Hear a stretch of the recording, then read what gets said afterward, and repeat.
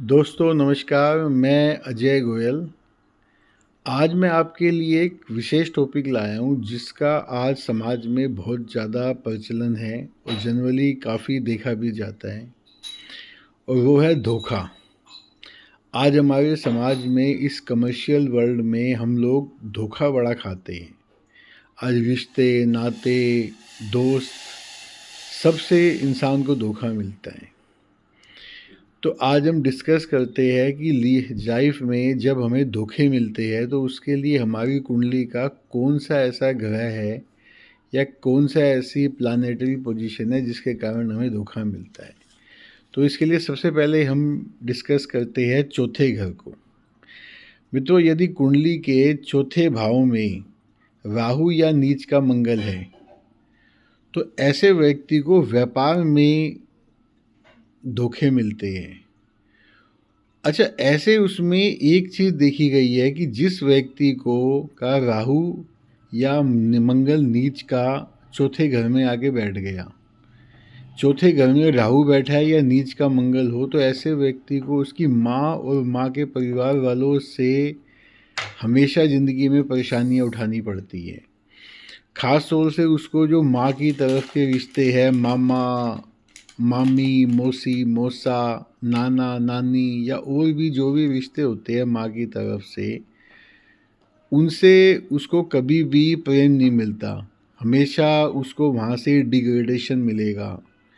वो लोग उसके हमेशा खिलाफ रहेंगे। ऐसे लोगों को कभी भी माँ की तरफ के रिश्तों में फाइनेंशियल ट्रांजैक्शन भूल के भी नहीं करनी चाहिए। और मेरी तो यही एडवाइस है कि जिसके चौथे घर में राहु है या मंगल नीच राशि का है या मंगल कमज़ोर है चौथे घर का, ऐसे लोगों को माँ की तरफ के रिश्तों में कम आना जाना चाहिए और उनसे कम ही संबंध रखने चाहिए। अब ऐसे में एक चीज़ और है कि इन लोगों के साथ एक समस्या और आती है कि यदि ये लोग फ्लैट खरीदते हैं, मकान खरीदते हैं, फैक्ट्री की ज़मीन खरीदते हैं, गाड़ी खरीदते हैं, तो ऐसे लोगों को उसमें धोखा मिलने के बड़े चांस होते हैं। और जिन लोगों को मकान, दुकान, फ्लैट, फैक्ट्री, कोई भी जो चीज़ें इमूवेबल प्रॉपर्टी है या गाड़ी वगैरह जो सुख की चीज़ें हैं, उनको खरीदते समय बड़ी सावधानी बरतनी चाहिए और कागज़ वगैरह सब अच्छी तरह चेक करने चाहिए, क्योंकि ऐसे लोगों के साथ धोखा होने की बड़ी संभावना रहती है। अब देखा गया है कि धोखा जो मिलता है उसको छठे घर से भी देखा जाता है। जैसे छठे घर में यदि आपका नीच का शुक्र है, नीच का चंद्रमा है, या छठे घर में शुक्र और चंद्रमा की प्लेसमेंट है लेकिन वो अपनी कमज़ोर राशियों में है, तो ऐसे लोगों को अक्सर दिखाया जाता है कि ऐसे लोगों को नौकरियों में बड़ा धोखा मिलता है। और ऐसे लोग ज़िंदगी में क्या होता है, जैसे बॉस है उनका, उसने उनसे पूरी अपना मेहनत करवा ली और बॉस ने मेहनत करवाने के बाद फिर उनसे कहा कि आप काम करो, आपको इस साल प्रमोशन देंगे, आपकी सैलरी बड़ी हाइक करेंगे। लेकिन आपने मेहनत करी और जब लास्ट का रिज़ल्ट आया तो आपने देखा कि बॉस ने तो प्रमोशन किसी और को दे दिया, सैलरी हाइक किसी और को दे दी। इससे आपके दिमाग में एकदम से झटका लगता है, सदमा लगता है, कई लोग इससे डिप्रेशन में चले जाते हैं। तो जिसके छठे घर में चंद्रमा और शुक्र कमज़ोर स्थिति में हो, उसको, उन लोगों को नौकरी में बड़ा धोखा मिलता है। उसको उन चीज़ों का बड़ी ध्यान रखना चाहिए। अब सातवें घर में भी अगर राहु की स्थिति है या राहु का सातवें घर से कोई संबंध बन रहा है, दृष्टि है राहु की, या फिर सातवें घर में बुध, चंद्रमा, शुक्र नीच राशि में है या कमज़ोर राशि में है, तो ऐसे लोगों को जनरली देखा गया है कि अपनी पत्नी से या जिससे वो प्रेम करते हैं वहाँ पे उनको अक्सर धोखे मिलते हैं।